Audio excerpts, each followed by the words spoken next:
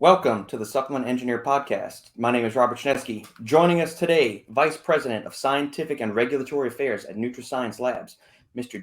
Bruno. Gene, thank you for joining us today. How are you doing, sir? I'm doing great. Thank you for having me. I'm looking forward to it. Absolutely. So the first time I ever have a guest on the show, I like to get their background, their history, and how they kind of got into this crazy arena that we call home. Now, this isn't the only thing you do. We should let the listeners know you're also a professor of nutraceutical science at Huntington University in Tennessee. So, That's correct. did you start out in education and worked your way into the supplement industry? Were you in supplements and then worked your way to education? How did that all transpire? I started in the supplement industry in 1979. And in my early days, I used to manage vitamin stores, GNCs, greater vitamin stores, and then got into doing some outside sales, then got into doing training and education, and then got into doing formulation and the science of it. And so today I do a lot of formulation, and I do a lot of writing and teaching. And so those are the things that I do in this business. And it's a fascinating business. And over the years, it's gotten even more interesting. I'm happy to be part of it still. Every day, I'm thankful for the fact that I'm in such an interesting business that always has new science. Yeah. Well, you've had quite a tenure in the industry, and you've seen some pretty significant changes, gone to from the original Wild West days, like DMAA and before DMAA, through AMP citrate into DMHA. So I guess give the listeners a little bit of insight into what kind of the early days of supplements, because I mean, they've been around for decades, but only I'd say within maybe the past 15 to 20 years have they really come into the mainstream. Before, we're just like super hardcore bodybuilders or like the super granola crowd that were really into vitamins, health, wellness, and all that. Now everything's becoming a little bit more mainstream. It's not as taboo, as risque as it might seem as it used to be, 30, 40 years ago. Oh, yeah.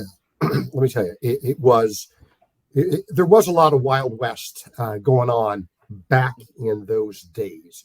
What you'd see, which wasn't uncommon, you'd look at, this was prior to even having a supplement facts panel. This was prior to DSHEA. And, they'd have information listed on the panel about the ingredients, but some of it was highly suspect. Now, for example, let's say you saw a mineral formula and it says you can take one tablet and get 1,000 milligrams of calcium. And it says that the source of calcium was amino acid chelate. Well, you and I both know that the percentage of actual calcium you get in something like amino acid chelate is really, really low. The highest you're going to get is if you go to like a calcium carbonate and you're around 39%. Right. There's no way you can get even that in one tablet. And so you see all this kind of, bull that was being listed, and you were asked to believe this stuff. And, people did because, they didn't know better. And so you found, and then the claims were just outrageous. I mean, you see claims today that are outrageous, but they were just crazy back then. You take this magical thing and it's going to cure everything from hangnail to cancer. It was just all over the board. And so when the Dietary Supplement Health and Education Act came around, that was a huge deal for the business. And I remember all of the efforts that were taken. The company I was working for at the time was doing a lot to try to further this. And it was a great step forward. But just a lot of misinformation, a lot of fantasy, very little science back in those days.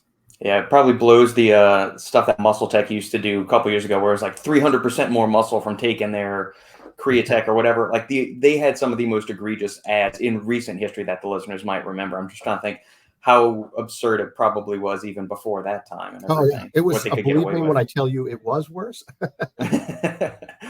Now, one thing with DSHEA, and so to kind of summarize the stuff for the listeners out there, that basically it has to be found in nature, or it couldn't.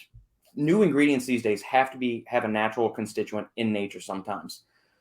But with that, a lot of the vitamins that we see in these formulas are synthetic.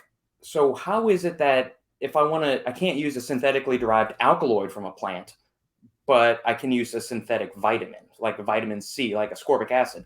I don't have to, go squeeze a bunch of oranges and get orange extract to get my vitamin C. It can be synthesized that way. So Well, can yeah. we So let's walk take through it a that a little step bit? further. It's not just if you read carefully what it could be, it could also be a metabolite. So it could be Right. what some of these natural substances turn into in the body, or become even in plants. So um, it's not. It's. Do you find that the dietary supplement is supposed to be a dietary ingredient? Correct. So it's like, can you find, and that's very loose, because basically if it's Right. in a plant or some, like, even if you're not really consuming it in your diet, is Mhm. it something that exists out there? And even if you take it and you synthesize it, that molecule still exists in the diet. So therefore it's okay. Mhm. A metabolite of that, you may even synthesize that. But as long as that's something that is created in your body or created from it, that's okay. If it's something that isn't found in plant life or in your diet, Mhm. and you don't metabolize, then it's not okay. That's how they basically set it up. Right. You know? And so with that, does it have to be in an appreciable quantity within that plant? So let's say you find, and I'm going to reference things back to DMA because that's kind of the thing that most people can associate with. So there was the big lawsuits, several years back between the FDA and a very big pharmaceutical company, a supplement manufacturer, um, and they were contending that DMAA was a natural constituent of geranium extract.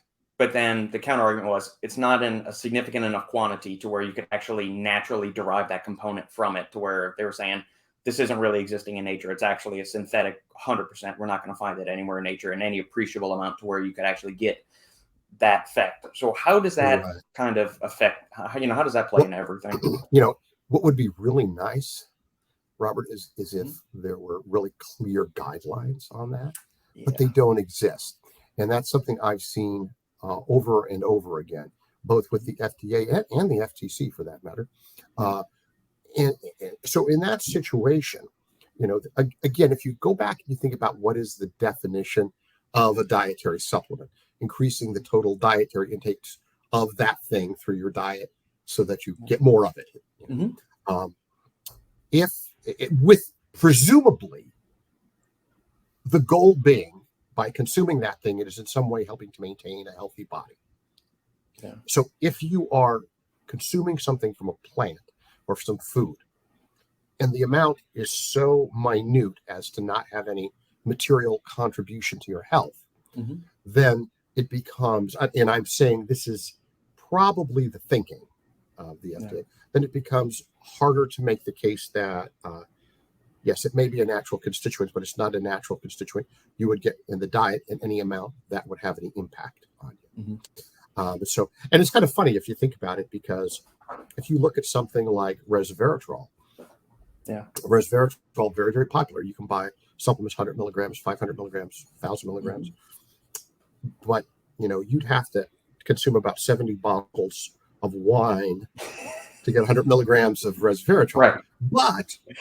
But people do drink more wine, and you have the French paradox, and people consuming enough wine where they can actually get some value out of it, even though it scales lower in the total intake. Right. But there's still enough to do something. Interesting. That's a good way of putting it. Yeah. In your current role with NutraScience, you mentioned that you do some writing, some formulation. A lot of fun. The style of writing that you're doing, is it more technical? Is it more ad copy, product based, educational? Where does that kind of fall? Yes. So what? Okay. So the writing I do different kinds of writing. So for example, I write every month for Vitamin Retailer magazine. Mhm. And I've been writing a lot for Nutritional Outlook lately, and some others. I've written, I participated in some different studies and done some reviews. I've been in peer review journals. I've written a couple of textbook chapters. I've written a few books. But for NutraScience Labs, what I do mostly is writing of, I do two kinds of writing. One is, basically blogs, just Mhm. writing information new research comes out, something that's interesting, and I want to write about it. Or they say, this is a hot topic, can you write about that? And so I'll do that. And then the other kind of writing I do is associated with my formulation work. So for example, when I formulate a product, I want it to be evidence-based. I want it to be real. I don't want a bunch of fairy dust and just window dressing. I want to put in a clinically relevant dose of something shown in human research to have efficacy and use the right form. So I'll create the formula, and then I'll say, here's the claims that you could make based on that are compliant and hopefully compelling. And at the same time, here are summaries of all of the different studies that support that claim. So I write a white paper that supports that whole thing. And so I do a lot. So my formulation always includes a white paper. And to me, that's very important because, listen, you've been around a while. You see how there's so much shenanigans that goes on out there. And people making all kinds of claims. No support for it. One of the wildest claims I've seen out there these days are all the claims you get for like, apple cider vinegar gummies or something. And it's like, really? You got some studies on that? Nah. Yeah. And so it's it's something that it's very important to have that documentation. So that's the other kind of writing that I do. And yeah, sometimes I will be asked if, hey, I want to say something here on the website. I want to say something about this. And sometimes it's easier to just write something for them rather than have their marketing people write something and bring it back to me. It's kind of a go back and forth kind of thing. So there's a little bit of that, but it's mostly the blogs and that technical kind of writing and then the industry writing that I do. With doing that, because like you, I've kind of got my hands in a few different areas. So I'll do some blog articles for some brands. Some want just ad copy for the website, white papers, technical stuff for the ingredient houses and things of that nature. Do you have like a certain rhythm or like groove mood you got to be in to do one kind of writing versus another? Do you have trouble like switching your brain from one kind of writing to the more like scientific versus more salesy kind of thing? There was a time where that was the case, and I can't really tell you exactly what changed and when it changed. Probably just as I kept being asked to do so many different types of writing, and everything is needed, tomorrow or today or, whatever. And so I learned I didn't have the luxury of going, I'm not in the right mindset. I have to get, and it's like, no, I got to do it. You got to get it done.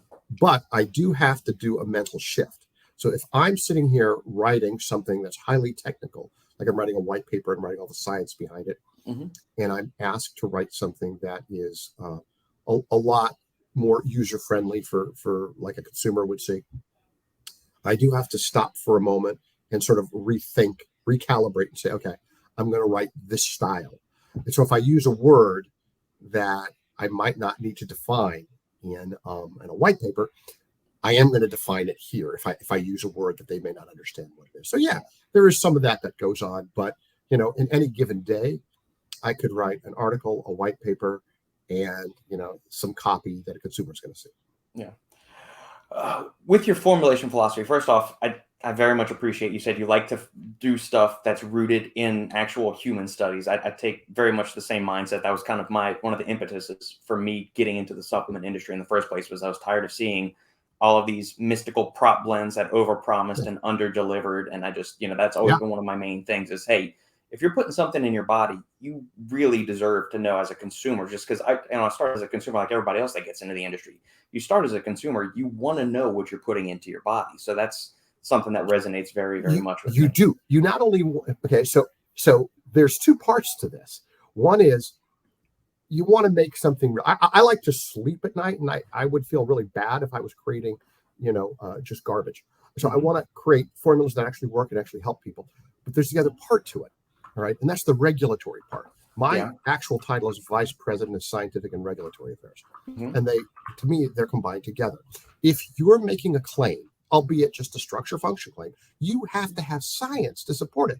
Right. And the way the regulations are set up, you really should have human clinical studies. Now, people make claims oftentimes on the basis of in vitro and animal studies. They're really not supposed to, at least certain kinds of claims.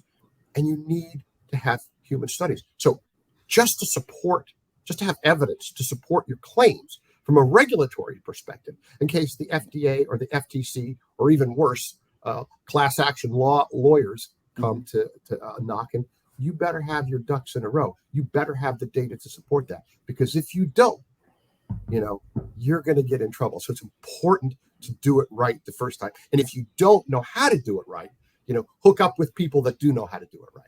Yeah.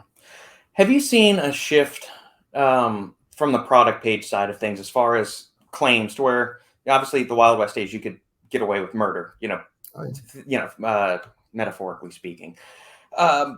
These days, do you find more and more brands just aren't even making any kind of claims whatsoever on their product pages? They're just listing, here's our organ support formula, here's our joint support formula, and then there is nothing like that. We're not going to get even to what ingredients can do or what traditionally they have been used for, kind of thing. I have definitely seen that. And there's a couple of reasons for that as I see it. Mm-hmm. One is just like, hey, I'm done with taking chances. I don't want to have to deal with this. Yep. I'm not going to wave any red flags. I'm just going to be really uber conservative in my approach. Yeah. And that's one. And the other one is a different one. So, for example, let's take collagen as an example. Mm-hmm. Collagen is a very, very popular material used in a lot of products. And you will see sometimes claims made for collagen. If you're using certain branded materials that have the studies, you may be able to say, okay, in the research, it's shown that people who use this had a 20% reduction in crow's feet wrinkles compared to placebo over an 8-week period. It's pretty specific. Mm-hmm. Okay. Or you can say skin as your claim. Now, why would you want to just say skin? Because you're not using the material, you're using a cheap collagen material that doesn't have any science on it. It's your body has to break it down, has to absorb it, has to go through all these things, and they really haven't done the homework. And so, and especially in those cases, you see people will do the horsepower game. We're going to put in 20 grams of this or you can use 2.5 grams or 5 grams of the real thing that actually is shown to work. So that's one of the reasons why I see both of those things in play. People use crappy materials, and so they use very basic claims that are like one-word claims. Yeah, along those lines, this brings up an interesting thing, and we can fork off into one or two directions, but we're going to end up tackling them both. So I think I'll go with the one that first popped into my head. I guess we can go with collagen specifically, and this will extend to the broader point we're going to get to for the topic. Generic versus branded ingredients. Mm-hmm. Do you have a natural inclination to always go one way or the other? Or is it more on like an ingredient by ingredient basis? So you just mentioned there's generic collagen, but there's also certain branded forms of collagen like BioCell, and I think it's Vericol or Aerosol. Yeah. Mm-hmm. And both of those have studies using 2.5 to 5 grams of collagen, whereas just generic collagen studies use anywhere between 10 to 20 grams of hydrolyzed bovine collagen peptides. Is it more of an ingredient by ingredient thing where you'll choose to go for branded versus generic in that case? It is, because, for example, if I'm formulating with a product and I want to put in some magnesium as magnesium oxide, mm-hmm. honestly, there's a bunch of places you can get it from as long as it meets the product specification, the testing parameters, no problem. Yeah. Okay. But if I'm using some material that I'm looking to have some very specific claims for, I better have a material that meets those specifications. Now, it could be that I'm using that branded material, or mm-hmm. it could be that I can show bioequivalence with another material that meets the same parameters. Right. 9 times out of 10, in those situations, I'm going to use the branded material because they've done the science. I know I have the support for it. I may pay a little more for it, but I'm going to feel pretty good about the fact that the people who are using it are much more likely to get the intended effect. Mm-hmm. And so I'll do that. So again, it just depends on the material that I'm using. When it comes to herbs, it can be all over the board. I have one of my graduate degrees is in herbal medicine. I have a master's degree in herbal medicine, and I it's very important to me to use the right kind of extract, the right type of material. But again, even with that, it's all over the board. You can get some really good ginkgo extracts out there, and then you can get something that's a little bit more obscure, and it's like you better go for that branded material. Otherwise, you're not going to get anything real. Yeah, very, very good point. With the branded ingredients, I don't want to say there's a frivolous amount of branded ingredients that are coming out these days, but it seems, yes, every other. Okay, good. Thanks. All right, good. Every other week, it seems like there is some new branded or trademark form of this ingredient. And it seems like we're just rinsing and repeating. I mean, how many different branded citrus peel extracts do we need? Or how many standardized fruit extracts or blue or berry extracts and all that? I thought at a certain point, are we just trying to do something so our own ingredient house can have our own branded form of it when we're not really? I mean, you're just changing the name. You may be changing one or two other things, but in that case, I mean, are we just creating more noise and confusion for people trying to figure out what's an actual quality ingredient versus just can they get something by with generic? Is it more of a cash grab on the ingredient houses? Oh, well, look, if you can't dazzle them with brilliance, you baffle them with. I don't know what's okay to say on the podcast. So. Oh, you can say whatever. Yeah, this is a. And so that's what happens. Now, so here's what it is to me. I don't care. The fact that it's branded, the advantage to that, from a scientific perspective, from my perspective, is that you're doing that to provide yourself with some protection because you've put all this money into the research and you want people to know that's the stuff that's been studied. Yeah. And I write a lot about branded ingredients in my articles in Vitamin Retailer magazine. It's all on individual nutraceuticals, and I'll go to a raw material company, I'll see their science and pull all of their research and their studies, and I'll write about it. And I'll even mention in my article the branded material because I want those companies who actually put the work into it to get credit for doing something so good. Now, if you don't have the science, you don't have the studies on your material, and you just, I'm going to put a trademark next to this and I'm going to get the, so what? What does it mean? It doesn't mean anything. I mean, I don't put it in there just for the sake that it's a branded material. I put it in there because the branded material has the science to support the claims and it's going to do, what I hopefully want it to do for the formula.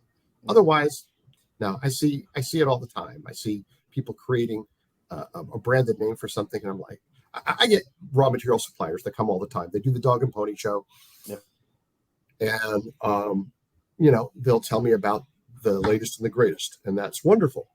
And I'll see the branded name, and I'll get a little excited and think, I'm going to see some science. A lot of times I do. A lot of times I don't. It's just like, okay, who cares? Is there a certain amount of proof or a certain number of studies you need to see on a particular branded ingredient before you finally feel like, all right, I'm confident with this? Or, maybe, all right, there's this one small pilot study, but I'd like to see maybe 2 or 3 more. Because the problem is with some of these things, we might get one study and we never get any follow-up research from that ingredient ever again. Well, yes. In fact, the answer to that is it depends on the study and the quality of the study. I have seen studies where they've had a fairly large N size, and it's gold standard, it's double-blind, it's placebo-controlled.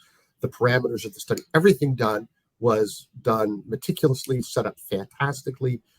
Everything was done right, and they had a large group, and that one study was pretty damn convincing. And then I've seen studies where I got 5 studies, and you look at each of them.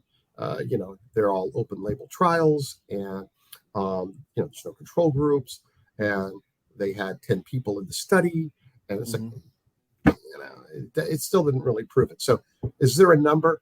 I would say there's not a number, but sort of officially or from an industry standpoint, you like to see like 2 studies, at least one of them the gold standard, and that sort of thing. But again, it just depends on the study. I've seen some published studies that were crap, and I've seen some studies that weren't published that were absolutely fantastic and should be published. Most of the times, the really good ones get published, but occasionally you see some that are really good that haven't been published yet, and I'm even okay with that as long as it's really done right. But you got to read it carefully, and it helps to know who's doing the study and what their background is too. Agreed. One of the common arguments against research specifically for the branded ingredients is that they're industry funded, and so I can see as a consumer, you're saying, well, this is bought and paid for by XYZ Nutraceuticals Incorporated. And I said, all right, I understand that. And at the same time, the other side of my brain is thinking, the FDA, the NIH, all these the charities aren't contributing millions of dollars for us to run all of these double-blind, placebo-controlled, randomized controlled trials. It's just not going to happen. So that fine line you have to walk of, all right, we need money, and it's got to come from somewhere. So the industry, it's their vested interest, but at the same time, how much does that impact a favorable outcome in the study? And so that's kind of, I always like to ask people's thoughts on that. That's a good. There's two ways I want to answer that. The first way is, if our standard for evidence is going to be, we can't really have it done by the company that owns that material, then you have to expand that out to the pharmaceutical world as well. Correct. And if you do that, you're going to have a whole lot less prescription drugs available because those guys put millions and millions into their research, as well they should. Right. So you can't go back. So to me, what's important to go by is not, did the company put money into their material to do research? Well, I hope they do, right? But that's what a peer-reviewed process is about. If you submit your work to a peer-reviewed journal, and I've been on peer-reviewed boards of journals before, where you sit down, you read through the stuff, and you look at all the data, and then you can write back and say, I want to see how you did this and this, give me more data. And you go back, and when you finally accept that in a good journal, then you're like, okay, you've had different people reviewing this saying, this is real. Everything appears to be real, above board, and so forth. You can have some vanity journals out there where anybody get anything published for a fee, but then you don't look at those journals as being particularly, reliable. Right. So no, I don't think if somebody spends money on their material, they're doing the right thing, spending the money to make sure that the study's done. What we're concerned about is, are they lying? And that's why you go through a peer review process, to help assure that they're not lying. Very good. With formulation, going back to the formulation side of things, is there a particular niche of products you like to design more than the other? Like, do you have a natural desire to dabble in one area? Because supplements can cover everything from just basic multivitamins to nootropics, joint health, liver health, pre-workout, post-workout, and everything, hair, skin, nail vitamins, going back to collagen. Is there one thing like you just naturally gravitate towards? Obviously, we have to dabble in all areas, more often than not, based on what the clients kind of want. But is there something you just have a fervent passion for? So over the years, I have had different areas. There were times when I was just all about the sports nutrition. There's other times I was just all about herbal medicine. There were other times I would just get really enamored of a certain nutraceutical and look for more and more opportunities to utilize that because I thought it was fantastic. Over the years, what I think I've enjoyed most is getting to the point where I like the challenge of something different. I don't mind doing the same thing. I love doing, if I'm doing the same thing, I always look for a new way to do it, something a little different, something a little more interesting. But now at this point in my career, I want to mix it up. I love to say, oh, you want a product for prostate health? You want something for menopause? You want something for sports nutrition? You want something for diet and weight loss? You want something for whatever, condition specific, whatever. I love it. I love it being all over the board because I try to keep up. I spend a lot of time reading the research, getting visits from raw material suppliers, keeping up with everything that I can keep up with. And I want to put that knowledge to use. I want to try a lot of interesting formulas. And I love nothing more than being given a challenge where I'm like, oh my God, I've never done that before. In 40 years, I haven't done that. That's fantastic. And I will sit and I will research the hell out of that thing and find every piece of information I can before putting that formula together. So no, I don't have one area I gravitate toward. But what I do like to do is I do like to, when I formulate anything, I like to formulate it to avoid too much redundancy. You see too much, like I can't tell you how many times I've seen a formula where it's like, oh, this is to help increase serotonin. So we put in tryptophan and we put in 5-HTP and we put in some kind of a natural SSRI, St. John's wort, whatever. It's like, doing you're putting way too much stuff in there for one thing. Or cognitive products, how many things are you going to find for serotonin or dopamine or whatever? It's like, no, go for different angles. when you're doing a product, don't get redundant on each thing. And if you do that, you get a much better chance that the formula is working. You don't need 10 different things that achieve the same goal. You need different things that achieve different goals towards the same end. And so that's what I try to do in all the formulas. I think for me, that's more interesting and more exciting. And then I also then have to look at what the interactions might be. Are the interactions such that they're going to play well together, or are they not going to play well together? And you have to look at that too. So I like those challenges. With your role at NutraScience, NutraScience manufactures products for other companies out there, correct? Yes. And so you will be doing formulation for some of these brands that may need formulation assistance. Some people might bring their own formula, but you're also going to be offering your own insight, or they might just say, "Hey, Gene, can you give us a formula?" And that's why I enjoy my work so much at NutraScience, because I get it all over the board. Instead of just like, if you're just doing stuff for one brand or their focus is all this, you're just going to keep doing reiterations of the same thing. At NutraScience, I get to do all kinds of different stuff for all kinds of different brands, and it's fascinating and it's fun. And I love working with the clients. I love working with the brand owners, because I get to hear their excitement and their philosophy, and then trying to help them achieve their goal. I mean, sometimes they come with a formulation concept and they have some great ingredients, but they got way too many.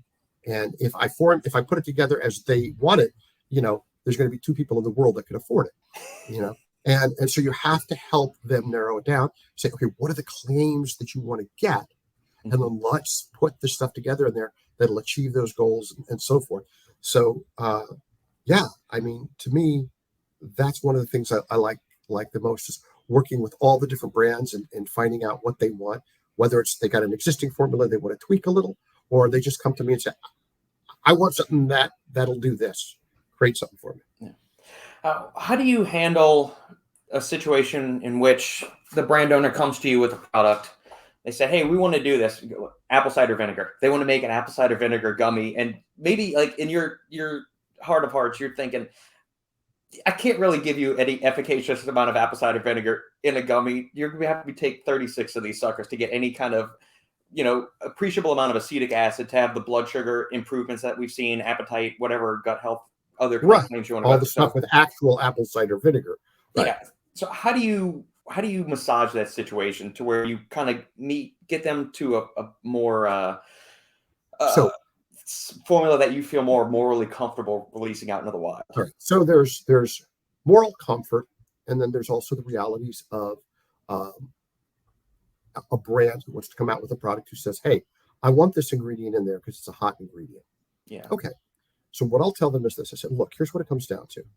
If you want an ingredient in there that is either that there's not a sufficient amount to do anything, but you want to have it, okay, we can put that in there. But you're not going to make claims about it, not on this level. So let's do this. What are the claims you want to make? Let's formulate something that has the ingredients that will allow you to make those claims, and then you can toss in your other ingredient that's there for window dressing, and you can't make any claims other than it contains this. Yeah. Right. And that's what you do. And that's often how it's done in this business. If I had my druthers, I would love to say, I'm not going to put in anything except for clinically relevant doses of all the ingredients. Right. Reality is, you don't own all those brands, and you can't dictate that. And I'm not going to be so foolish as to try to force them into that corner. But I am going to let them know, here's what you can do, here's what you can't do. You don't want to get yourself in trouble by making claims you can't substantiate. You want to put some of that in there? Put some of that in there. Just don't make any claims about it other than it's there. Yeah. And I understand, like, from the science point of view, you can take the hard line. At the end of the day, though, the general public, if they have an ingredient fixated in their mind that this is going to help, regardless of what you and I know the science says, they're going to go find whatever product. So to your point, let's make a quality product that actually has a couple of ingredients in there that can provide XYZ benefit that they're looking for. And then we'll put in the little, hype ingredient in there just to assuage their consciences and make them feel a little all warm and fuzzy inside. That's often how it's done. And I can sleep at night if I do that, because I know that I formulate a product that's going to help people, that's going to do what my customer wanted it to do in terms of the claims that they can make about it. And if it has something else in there, okay. Yeah, it's not harming them in any way. It's not It's not detracting. harming them. It's Yeah, there, makes them happy, as long as it has the right stuff. Otherwise, yeah. Great point. Um, let's see. What does your personal supplement regimen look like these days? oh, so the only one I know of that takes more supplements than me is my mother. I take a lot of stuff, but I know what I'm taking and why I'm taking it. And I have doctors who are friends, and I get blood tests all the time, and I always take a look at where everything's at. Hmm. But I do a broad range of stuff. I do, I do a good multivitamin, certainly. I do magnesium. I do omega-3s. I do astaxanthin. I do supplemento. I do, oh my God, all of the things that I do. Andrographis. I'd actually have to sit there and take a list. I do so many different, I do a number of different herbs. Basically, I take stuff that help me with, I have a few things that I deal with. Hmm. One of them is I take stuff to help me with maintaining healthy blood pressure. Yeah. I take stuff that helps with inflammation. Years ago, I developed psoriatic arthritis, which is an autoimmune type of arthritis associated with psoriasis. And I found that there was much that I could do to help keep that under control if I used the right combination of things. I use things for seasonal allergies. I take all the time. Made huge difference Hmm. from being miserable every day and itchy eyes and just sneezing and to being I'm okay. So it's just about the combinations of things that do that. And sometimes I switch it up and I change something out. But there's things I use all the time, then there's things I switch out. So I probably take, now when I say this, please keep in mind that some of these pills are the same. Like I'll take potassium, you get like 99 milligrams of potassium. Yeah. If I want to take 1,000 milligrams of potassium, I got to take 10 pills, Yeah. So I may take somewhere, if I look at what I do in the morning and what I do in the evening, I probably take about 50 pills a day. But some of that stuff is, repeats, like, I'll take 10 potassium or that kind of thing. Yeah. Along the lines of joint health, do you have any particular favorite ingredients like glucosamine and chondroitin? Those are the standards that we see all over. And all right, if we're gonna, that's kind of how I feel with it's not on the same level as apple cider vinegar, but I think you can get that anywhere. But so when I'm going about making a joint formula, I want to put some stuff that is not as common in there. Like you can get through that Apriflex or like the certain Boswellia standardized extracts. There's a really good Andrographis extract that I like to use in there, and some other fun like turmeric's a good one, which that's kind of just general overall anti-inflammation. Yeah, I like that. all of those. I like the Boswellia extracts, and I've actually formulated with the Apriflex before. I have formulated with Andrographis materials before. In fact, I've written articles on both of those as well, and certainly certain kinds of collagen materials that are available. I've done. Curcumin is an interesting one. I mean, there's about as many curcumins, I think, out there as there are grains of sand on the beach. You just find nonstop types. But many of them have some really good, solid science in terms of looking at things like osteoarthritis or other kinds of arthritis. I mean, let's take a very common one. I say common, but only because it's been around a long time. Mariva, the curcumin phytosome.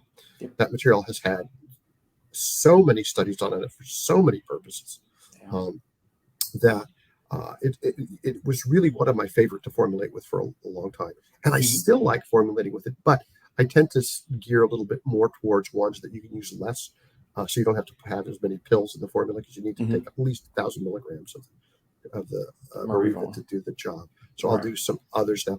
But yeah, I like, what I try to do is say, I'm going to do like a joint formula. I want to do something that affects sort of the structure of the joint. And then I want to take something that helps reduce the sort of pain inflammation. Stuff that helps reduce breakdown and stuff that helps promote building and repair.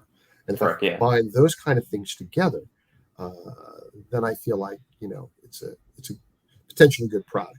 And there's a lot of there's a number of collagen materials out there that have some good data on them. Like you mentioned earlier, BioCell, for example. You can take, you can't do the 1,000 milligrams, like you got to do the 2,000, but that has some good data on it. And there's a number of others that are out there that have been shown to have some just really positive effects out. I've even seen an eggshell, some eggshell membrane materials with some pretty good data on it. Yeah, 500 milligrams is the dose for those, or you got the UC2 type 2 collagen, the chicken sternum cartilage. That one's a nice one too, although it's a really expensive raw material. Oh, yeah. But it is, that one's a nice one, has good research on it. So there's a lot of things you can do, a lot of avenues you can go down. And it's not always the same approach if you're looking at something like osteoarthritis versus like an autoimmune kind of thing like rheumatoid or psoriatic. You might want to doing some different things, but yeah.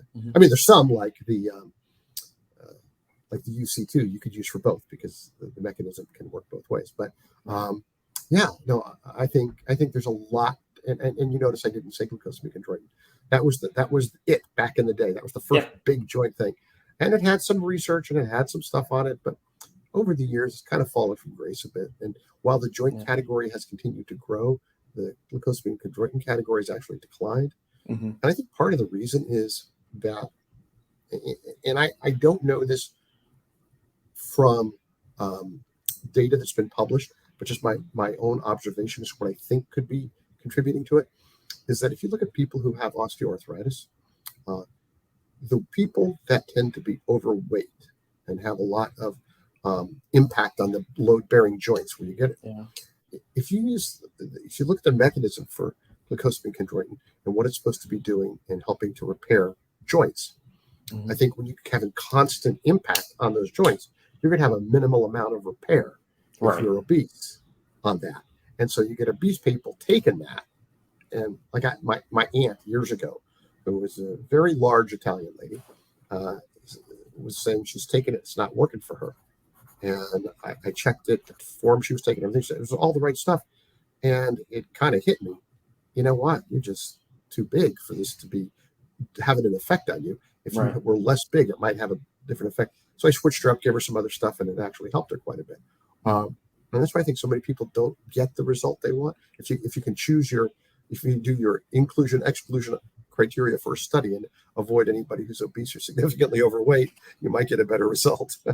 Yeah, that's a really, really good point. The magnitude of effect that those supplements have probably not great enough depending on that individual's characteristics, to where you give them a different set of ingredients that might have a better systemic effect on them, could ultimately provide better benefit for them. Absolutely. That's an excellent point. Yeah. With writing, circling back around on that, do you use any nootropics? Are you a highly caffeinated individual that likes to have a coffee or energy drink when you write, or what's that kind of look like from that standpoint? So I do drink coffee, and that's I prefer coffee as my source of caffeine, or espresso. Yep, and I will have a few cups a day. But when I say I have a few cups a day, I might have as little as 3 or as many as 5. That being said, when I have my cup of coffee, it's about 6 ounces. It's not a venti. It's a not that giant. Yeah. I have that, and of course, you're probably aware of the fact that there's data out there saying if you consume more cups of coffee, you can actually have a potential reduction in your risk for diabetes, probably due to the chlorogenic acid content. But it is it's something that I do. I use some cognitive enhancement ingredients. I'm still, just to show you what an old guy I am, I'm still struggling with using the term nootropics because I'm so used to cognitive enhancers. It's like it's just another name for that. Call it what you want. So I use some of those in my daily routine. I use phosphatidylserine. I even use a very, very good ginkgo extract because there's a lot of crap ones out there. And so there's a number of things I'll do in that regard, just as part of my daily routine of supplements. And then I don't really do the energy drinks, but like I said, I do the coffee. And when I drink it, I'm old school. I drink it black. I'm the same way. I just make a big French press, and then it's black. And Oh, we've that's nice. programmed our 5-year-old to drink coffee black too. But she has decaf. We're not giving her the fully loaded stuff Yeah, yet. She likes super you bitter things. probably don't need it at that Yeah. age. She's not getting any caffeine as long as she's in the house. Not maybe, when she's older, but the 5-year-old, you got more than enough energy to carry you through all the way Oh, through the that's right. nighttime. That's right. So Um, yeah, so that's what I do when I do the writing, and then mhm, I write so much that it's also very second nature to me. I have to be. I mean, I can get up in the morning and be barely awake and sit mhm, down and start writing without a yeah, problem. Um, and I don't have to have a tremendous amount of. It's like my mind, everything kind of goes into that shift of what I'm doing and how I do it.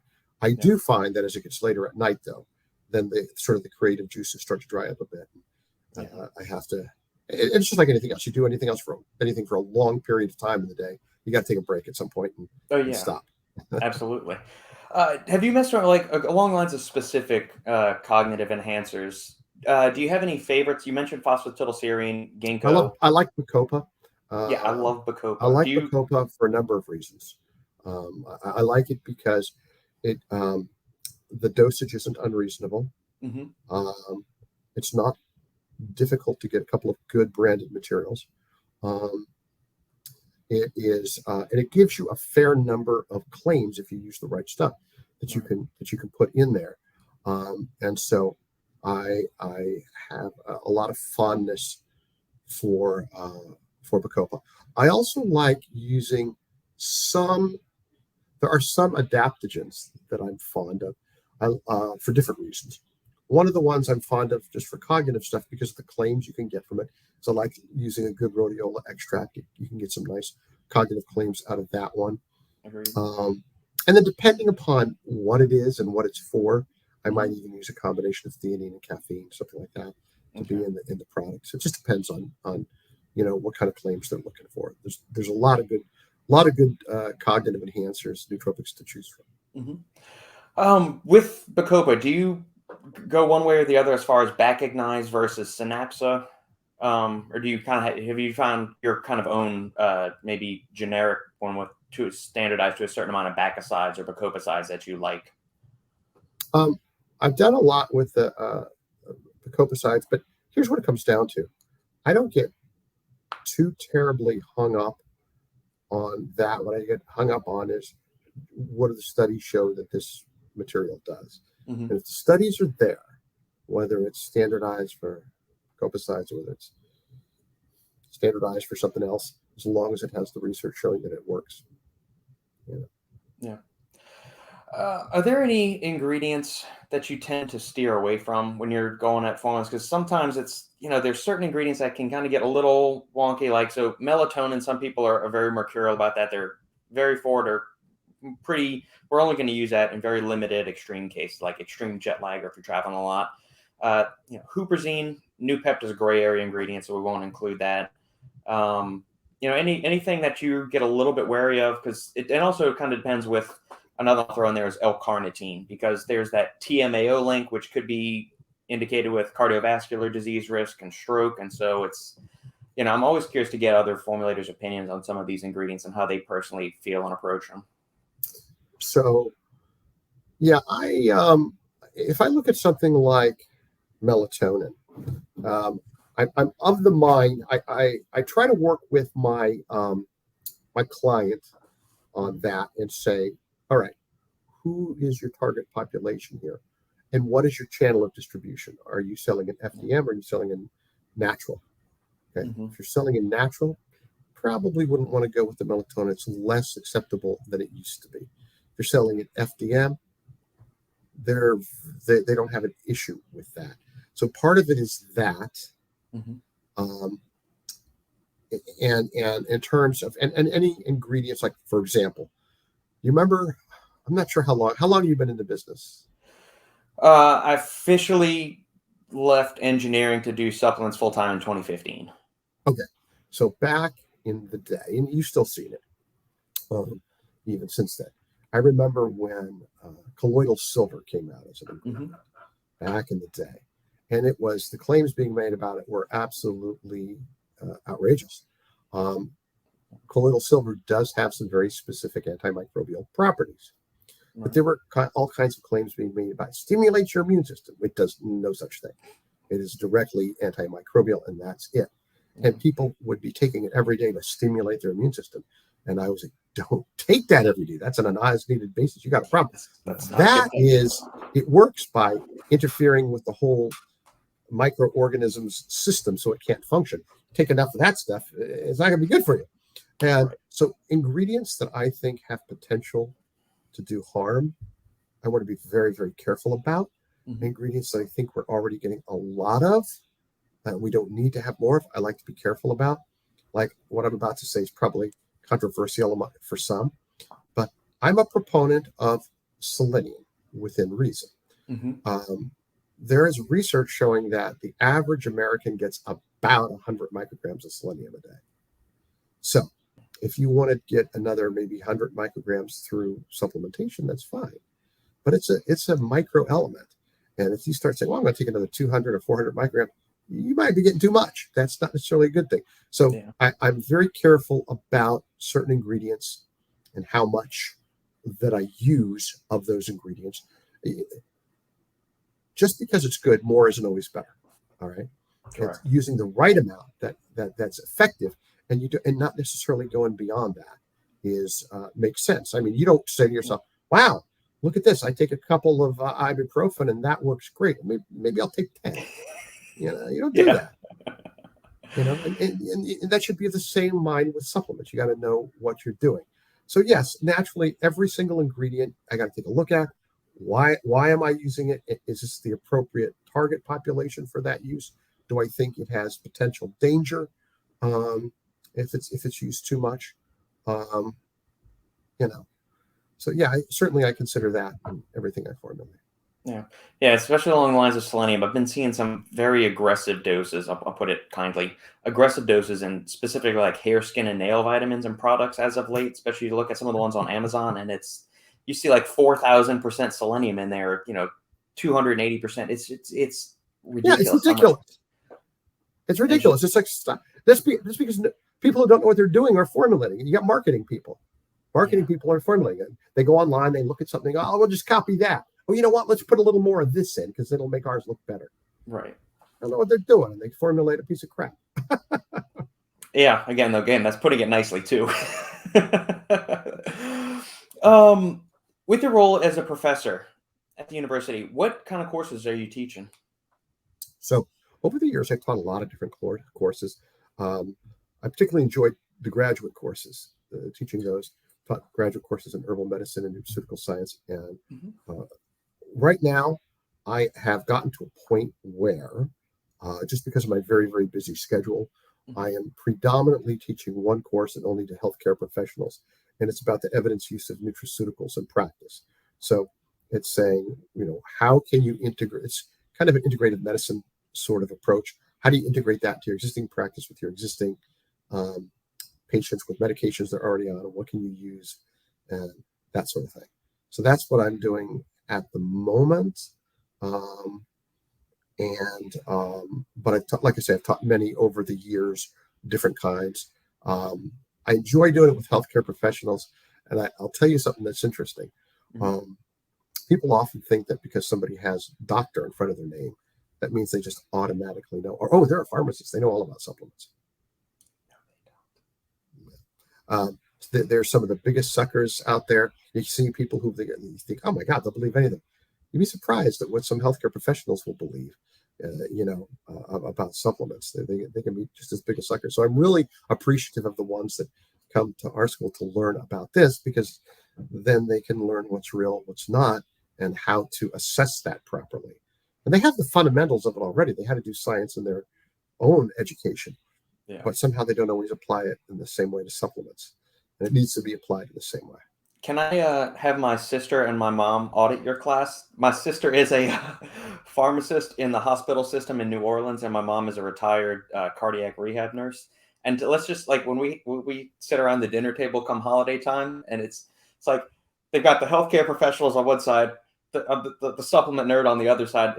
Convincing them to try and just maybe try a couple of things is a Herculean effort at best. Oh, no, I understand. So how and do I you have been. get those I guys to kind of like come over to our side just a little bit and open up to the possibility that supplements could so be here's beneficial? what here's what I've said for many years. If you look at the people, if you look at people who have some knowledge or there's some Hmm. science background or whatever, some knowledge, some science. It's a sliding scale in the business. At one end you have the fruit and nuts, and at the other end you have the uber scientists. Okay, Hmm. and so you're normally somewhere on that sliding scale, um, and being on one extreme end or the other isn't good, because what you need to do is you always need to look at the science, but you need to not be close-minded. And I see people at one extreme end will be so close-minded. If it's anything that's natural, anything that's a dietary supplement, they immediately poo-poo it. That's not science. Right. That's philosophy. All right. And supplements, like medications, like drugs, shouldn't be based on philosophy. It should be based on the science. What does the science say? So if you're not going to take the scientific approach, all right, are you basing it on science or not? If you're not, then you're just as bad as the guy out there who says, you know what, if you take apple cider vinegar gummies, it's going to cure everything. Just as bad. Yeah. And that's some of the arguments that I've made with some people in my life that Hmm. have that background, is telling them that very thing. You're not taking an approach. You know, let me give you I'll just give you a couple of studies to review. You just review the studies, tell me what you think. Sometimes they're willing to do it, sometimes they're not. But you know as well as I do that a lot of healthcare professionals don't even like to sit down and read the studies. They'd rather have the pharmaceutical reps come in, tell them some stuff, give them a brochure, and then they start using the stuff. Yeah. So Yeah. it's a It's challenge. always an interesting thing. I always call my sister, I say, you're working for the enemy. I'm on the righteous side over here. And then, of Well, course, see, she says the I opposite I things. think I think it's so important for healthcare professionals to gain an understanding of at least some very fundamentals Hmm. in nutrition and in supplement science, understand how that can have a positive impact. I mean, you can look at something as basic as, are you prescribing a statin? Okay, you're prescribing CoQ10 with that, right? You're not? Right. Well, what about the fact that that's the same metabolic pathway and you're going to be interfering with CoQ10 production? You got to compensate. I mean, something as simple as that. Yeah. Or even the ones that have a considerable amount of studies behind them. We've talked about curcumin earlier, creatine. I mean, some of these basic ones, you don't have to Oh, get to yeah. like the super aggressive end of the stuff, or even like the stuff that's barely got enough human studies. But like the pillars of supplements that have hundreds, if not 1,000 studies behind them at this point, Yeah. they get acquainted with those, and those can only stand to benefit your patients. Oh, sure. Exactly. And you chose a couple of good ones. There's tons of stuff on curcumin, tons of Yeah. stuff on creatine. In fact, when people come up to me and ask, you know, like in sports nutrition, what are the things I can take? You know, the first two things I say to them is, creatine would be my creatine and a good protein, maybe a whey protein or some others. Those are my two top choices.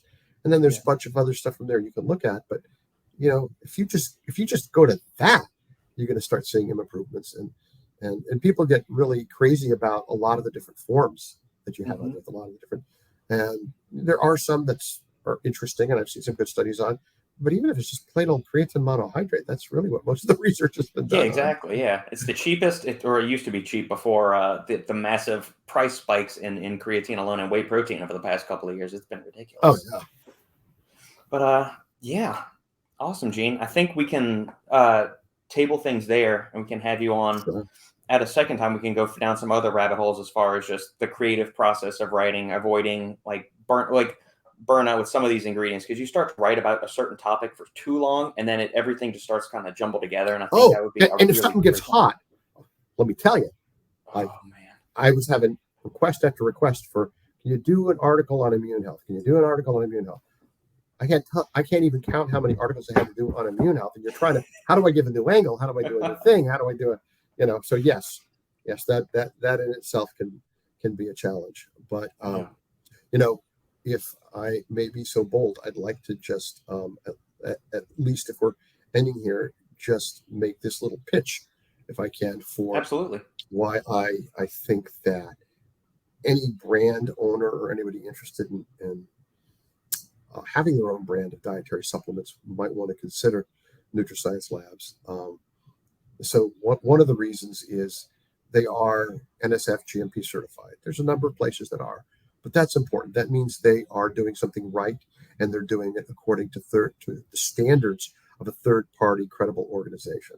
The other thing is, unlike most contract manufacturers, they actually have a on-staff supplement formulator who can actually come up. And I don't mean somebody who, a lot of times you'll have, oh, we got a formulator, but they mean like a manufacturing formulator, not a conceptual one. So that means you can tell them what you want to put in there, and they can know what excipients to put in to make it work when they punch out tablets or fill capsules. But if you say, what is the right stuff to use and the right combinations to have this effect, most don't have that. We do. We also offer the regulatory services, so we're going to help you with the kinds of claims you can make, how you can make them. If you want distribution, help you with label design and labels and packaging and everything from A to Z. It's a real almost concierge type of service that you can get. And I think that's really important, especially when somebody's starting out. They don't know what all the rules and regulations are. They don't know how to do everything right.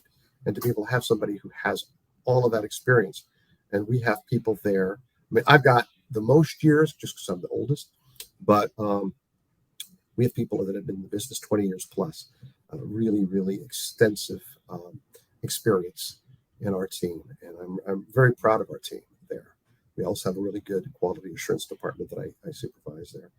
And I think people are going to find that they're going to get a very high quality product at the price range that they're looking for, with the kind of claims they want to have. Things done right.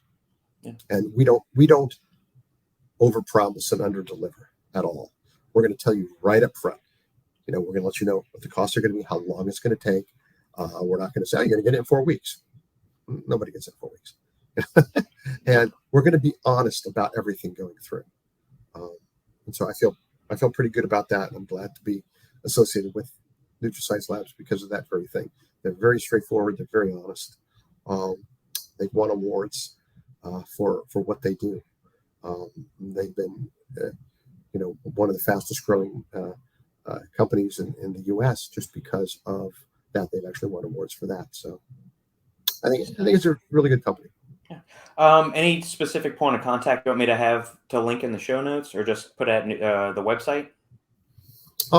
Yeah, I would just give them the. Let me see. Do I have a? Like I made notes and I didn't even use them at all. Hold on. See if I put anything on there.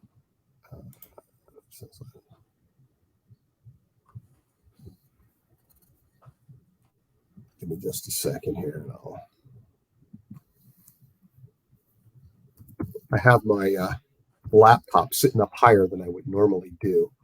Yeah, I would just say that they can call 855-492-3788, and they can also go to NutraScienceLabs.com and get a lot of information right there, or request quotes and that sort of thing. Perfect. I'll include that information and links to NutraScience Labs in the show notes for everybody. Any other parting words, Gene, before we put a bow on the package and send it out the door? No, just that I think it was a lot of fun. I'm glad. I like the questions that you asked. I like our conversations. I like the back and forth. That was fun. Thank you for having me. I appreciate it. Thank you very much. And we'll do this again soon. I really enjoyed our conversation, Gene. Cool. Thank you.